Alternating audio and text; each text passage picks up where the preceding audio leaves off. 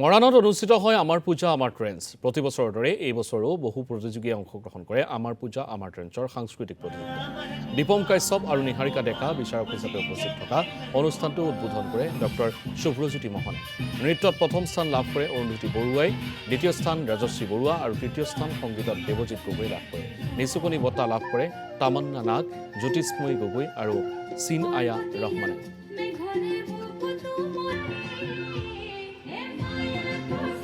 আমাৰ পূজা আমাৰ ট্ৰেন্স অনুষ্ঠানটি আজি খুবেই ভাল লাগিল।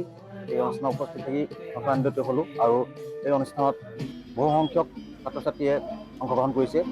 বিভিন্ন ধৰণৰ গীত নৃত্য বাদ্যযন্ত্ৰকে আদি কৰি বহুতো অনুষ্ঠানৰ পৰা প্ৰতিযোগিতাত অংশগ্ৰহণ কৰিছে আৰু এই অনুষ্ঠানৰ পৰা ছাত্ৰ ছাত্ৰীসকল উপকৃত হৈছে বুলি মই অনুভৱ কৰিছোঁ। মই ভাবোঁ ট্ৰেন্সে এনেধৰণে আমাৰ সৰু সৰু কণমানি শিল্পীসকলক যদি এই সৰু মঞ্চৰ পৰা ডাঙৰ মঞ্চলৈ লৈ যায়, আগন্তুক দিনত খুব ভাল হ'ব। আৰু আজিৰ অনুষ্ঠানটিত মই নিজে বিচাৰক হিচাপে বহি খুব আনন্দিত।